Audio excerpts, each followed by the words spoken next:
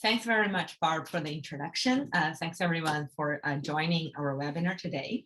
So my presentation today is about COVID-19's impact on maritime workers and its potential impact on their return to work. COVID-19 pandemic has significantly changed the working environment. For people working at sea, the impact is even more serious. In this presentation, firstly, I will give a brief overview the challenging labor conditions for seafarers. Secondly, I will share some preliminary findings from the interviews we have done with Canadian and international seafarers and key informants from July 2020. Thirdly, I will introduce some special features for seafarers in the return to work process in general. Then in the context of the pandemic as a new normal, we will discuss what will be the challenges for seafarers to return to work. At the end of this presentation, I will explain our research plan for the next step. At the beginning of the pandemic in 2020, the first group of seafarers attracted media attention was people working on cruise vessels, such as on the Diamond Princess. So after the ship quarantine began, crew members were acting as essential workers, enforcing the quarantine. And according to some media reports, seafarers' health and safety challenges include an inability to practice social distancing in their shared eating and living areas, a lack of protection of personal protective equipment, and a very limited right to refuse dangerous work on board the vessel. And with more and more ports finding cruise vessel calls, cruise vessel seafarers were either repatriated or stay on board to do some essential work to maintain the minimum operation of the ships. The cruise voyages were reduced. However, on the other side, cargo shipping has continued to transport more than 80% of the world trade essential supplies, including medical supplies and the food and fuel, which are very crucial to the normal functioning of the society. Since March 2020, more than 400,000 merchant seafarers have been facing crew exchange crisis, which means seafarers have to serve on board much longer than their normal service periods due to the travel restrictions in port states and their home states, and the increasing flight expenses. So working more than 11 months, the maximum service period provided by the Maritime Convention is very common among seafarers nowadays. And to address this crew exchange crisis, United Nations General Assembly urged member states to designate seafarers and other marine personnel as key workers through a resolution adopted on December 1st, 2020, and urged member states to facilitate crew exchange.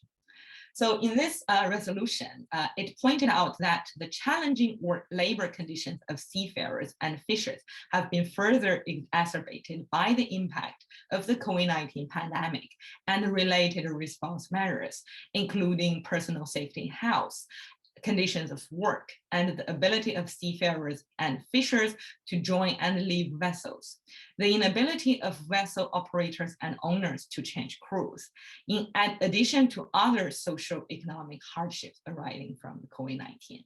So the first question will be that what are the challenging labor conditions at sea, and how the challenging labor conditions have been further exacerbated by the impact of COVID-19 pandemic and related response measures. So let's first have a look at the challenging working conditions at sea. So working at sea may encounter different types of challenges, including environmental hazards, weather challenges, workplace injuries, and infectious disease. So firstly, as shown in previous study, the fatal accident rate among seafarers were 14.5 per 100,000 workers between 2003 to 2012. That result actually was 21 times higher than that in general labor force and 4.7 times higher than in construction industry. And secondly, seafarers need to do shift works and engage in long working hours, 7 days a week and continuously basically no weekends, no holidays on board the vessel. So basically need to work continuously. And the officers and engineers usually need to take 2 shifts of 4 hours or 6 hours in 24-hour period. But sometimes overtime is also very common. And domestic seafarers are more likely to engage with 2 shifts of 6 hours due to the frequent calls of port. So the more calls in port, the longer hours will be. So for international seafarers, before COVID-19, the maximum service period could reach 11 months and usually between 3 to 8 months, depending on the vessel type, a crew exchange will be arranged to ensure that seafarers are not over fatigued and they could operate the vessel in a safe manner. And for domestic Canadian seafarers, they usually take 6 weeks on, 6 weeks off, or 3 months on, 1 month off, depending on their voyages, depending on the trades. And one exception is the Arctic seafarers. So because the shipping season starting from June and November, so these Arctic seafarers need to do very intensive 5 to 6 months navigation. Seafarers have very little control in the selection of food. So depending on the voyages, so for example, between South America and Asia, the voyage can be easily more than 3 or 4 weeks, and running out of fresh food, fresh vegetables and fruits are quite normal. So as one seafarer commented, at the end of the voyage, the only thing could be called vegetables on board is onion and potatoes. So a typical budget, food budget for an international seafarer is between $6 to $8 per day. So imagine that to purchase food with such budget in Canadian ports, the choices of food would be very, very limited. Access to healthcare service is also subject to the resources in port and subject to the permission in port. So in COVID-19, very little chance could seafarers have to access any medical care in port. And one extreme case reported by the International Maritime Organization was a seafarer with symptoms of stroke. And the captain requested emergency care, and the port states basically denied the seafarer's request again and again. Exposure to toxic chemicals was another concern. Recently, the United Nations Human Rights Agency has begun an investigation into human rights abuses associated with the exposure to toxic chemicals of the fuel oil. And another concerns such as noise exposure and vibration that would be very common for the engine seafarers nowadays. And infectious disease, in addition to the COVID-19, seafarers sometimes also need to face malaria, which can be fatal for seafarers in some cases. Mental health challenges for seafarers also cannot be ignored. Depression and anxiety basically are quite common among seafarers. According to a study conducted by Yale University, basically reported that depression and anxiety levels were found to be higher among seafarers compared to other general population. So another comparative study by Melby and Carter, 2017, they revealed that the mental health indices of seafarers continue to be poor. And they reported that there is a high risk of suicide among seafarers. What is worse in the situation that on board the vessel, due to the limitation of the internet and mobile access, hotlines, family and friend support are not easy to access on board. So many ports are nowadays basically in more remote areas. So that makes it further difficult for seafarers to reach seafarers centers and other port-based welfare facilities.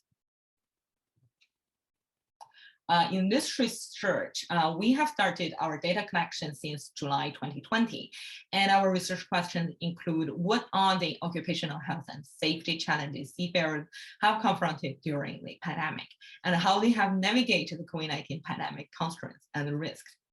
And for the key informants from the companies, we have inquired about the support measures that are in place to help injured seafarers during the recovery period and return to work period.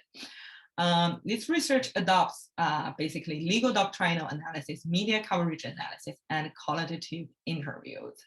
And in the interview part, we have conducted so far a total of 29 interviews with seafarers from Canada, China, India, and ship managers, maritime welfare professionals, and a key informant from maritime authority. So let's now have a look at some empirical findings from this research. So the first challenge reported by seafarers is the infection risk on board. It's very challenging for seafarers to enforce their COVID-19 protocol on visitors on board. So and reported by several seafarers to request pilots. So basically the pilots on the Great Lakes and pilots in international ports to follow the COVID-19 protocols, including wearing a mask, is very difficult.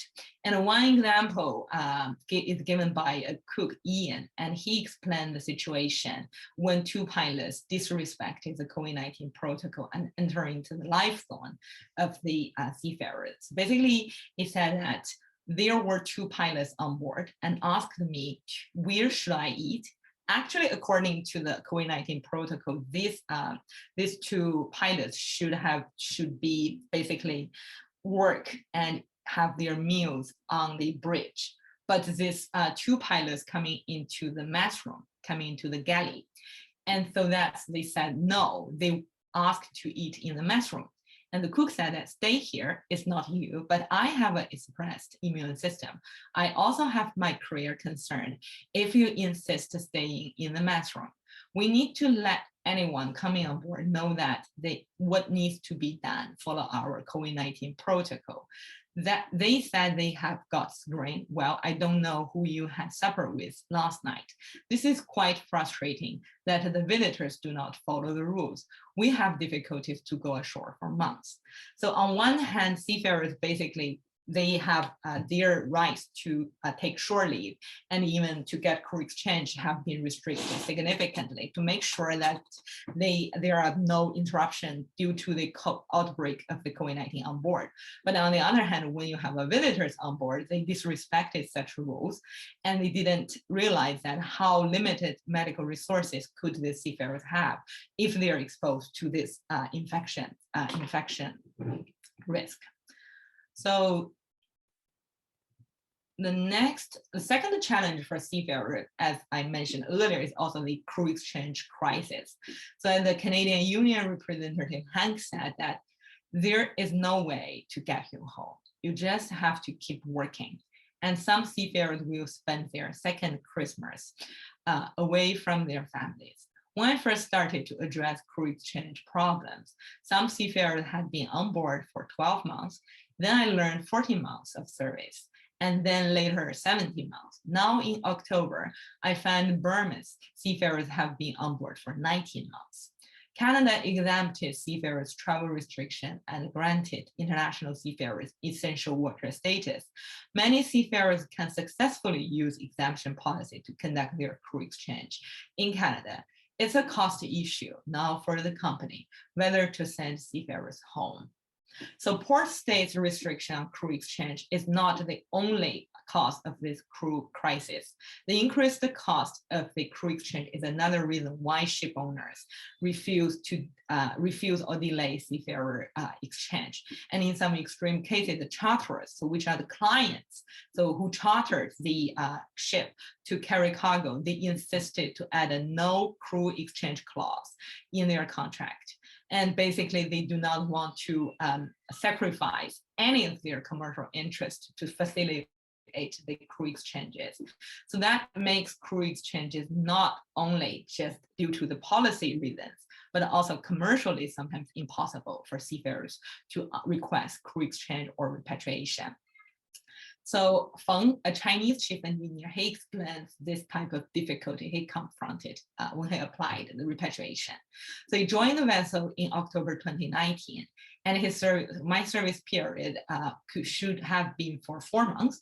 And in June, many ports started to allow seafarers to sign off. I sent email to companies asking to sign off.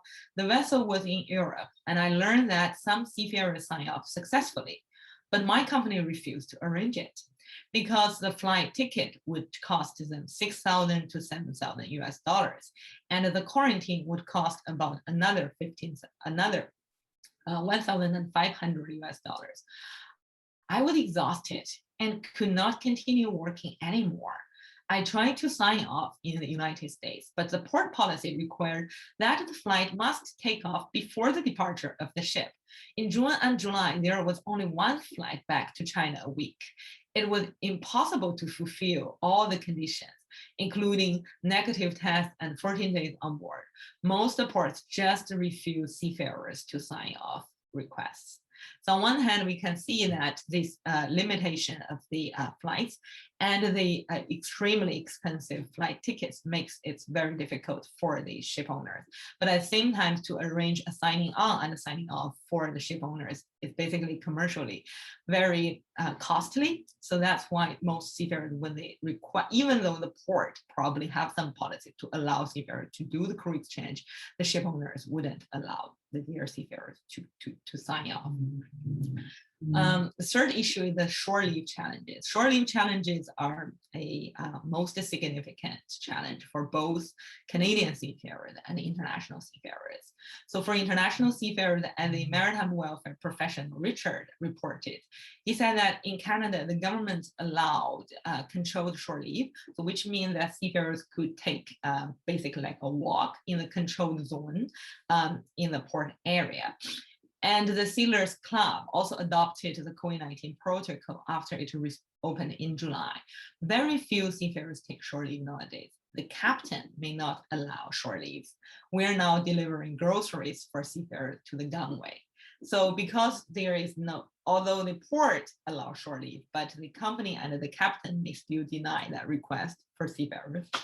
And seafarers couldn't get their personal items to be supplied. So our maritime welfare professionals basically nowadays working on the delivery to purchase the groceries and deliver the groceries to the seafarers. So that's become the a major job for the maritime welfare professionals in the ports today.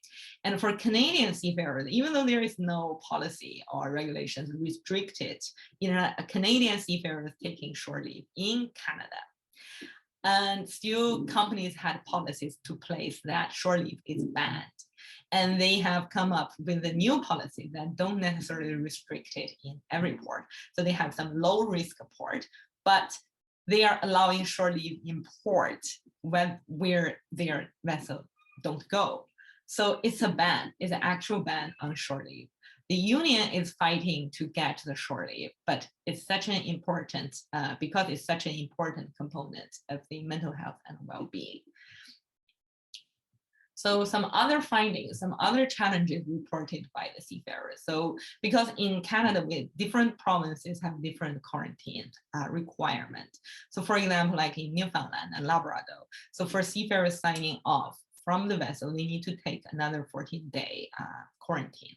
So if their family members stay with them, still want to work or to basically have some interaction with the community, then they need to leave separately. So this actually is a requirement further, let's say, reduce the family time of these rotational workers with their families, makes their job even more challenging. And both international and Canadian seafarers report difficulties to access medical care, including emergency medical care and picking up prescription or access flu shots in port. So far, basically, as far as the UN organizations, including International Maritime Organization, International Labor Organization, and World Health Organization, have a joint statement requiring all member states to prioritize seafarers and air crew to get the vaccines priorities. And in Canada, because of the seafarers are federal workers and the vaccines are rolled out by at the provincial levels, so far no province has recognized seafarers as essential workers to give them priority in getting vaccines. And that makes this seafarer occupational health and safety crisis would last longer. Job loss in the tug sector would be another challenge for seafarers, both for the seafarer to return to work because of the cruise travel bans. That is a major component, major clients for the tug industry on the Pacific side in BC. So the job loss also caused economic impact on seafarers. So for seafarers return to work, which is very different from other group of workers.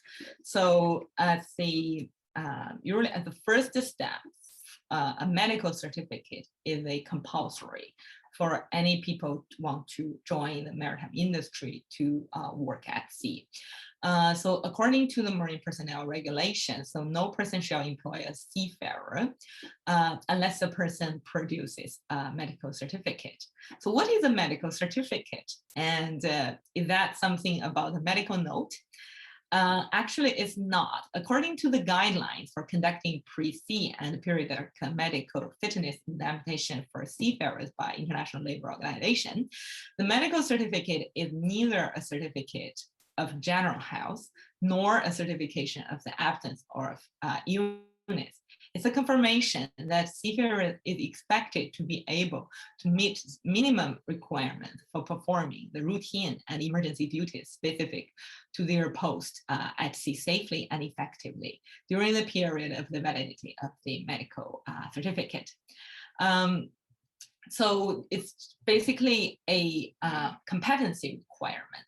So as we can see here are some examples of these requirements.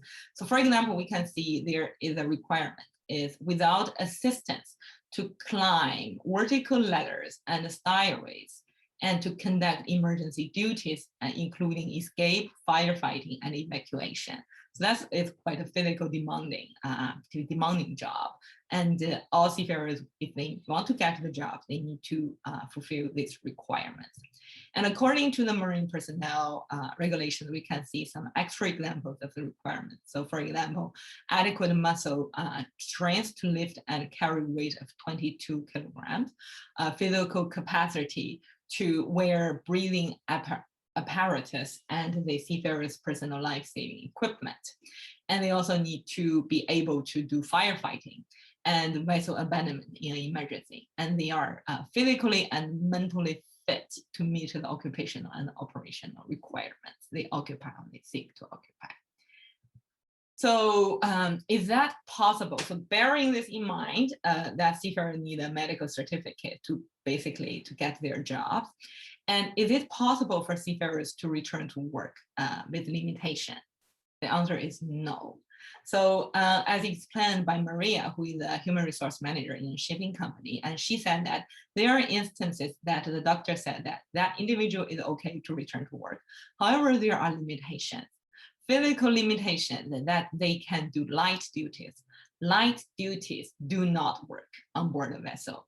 So in this type of situations, it's a little bit more delicate. Workers' compensation has to arrange additional services, medical services, so that the person can get to the point where they can do their job with us. And because if sometimes maybe the doctor says, okay, but then the HR manager further explained that the person is not, if the person is not certified by Transport Canada, then they could not take the person back because usually the family physician or the specialist, they do not understand the Transport Canada's requirements of the medical certificate. So if they have a surgery, if a seafarer have a surgery, the HR will require their seafarers to renew their medical certificate before they can return to work. And is that possible to renew the medical certificate during the COVID-19? So as of March 16th, 2020, basically the Transport Canada extended the validation of 6 months and then further extended for those seafarers working on board. They do not need to renew their medical certificate. But if a seafarer is with surgery and with a request to return to work, they need to get the renewed validated medical certificate before they can go back to their company, go back to their jobs.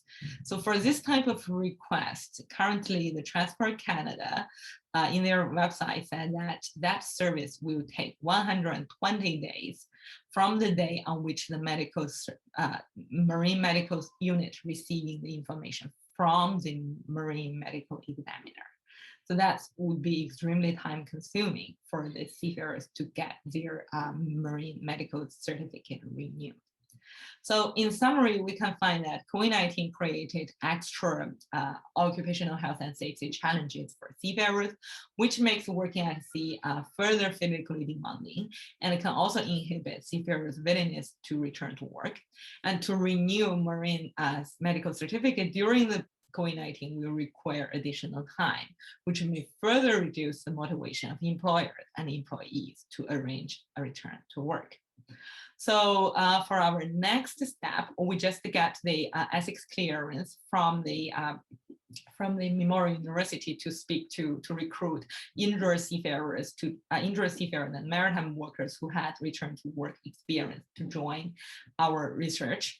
So our next step, we want to hear from maritime workers, including seafarers and onshore workers in BC, who lost a period of time from work due to work-related injury or illness in the last 10 years, and who have experience with return to work. So we want to talk about their experiences of this getting injured at work and experience with workers' compensation, and whether they have returned to work. So we will do a online interview with the injured workers, and as a token of thanks, we will provide a $50 e-gift to the research participants. So if you know someone, or if you would like to join this research, please feel free to contact me through my email or my mobile phone number.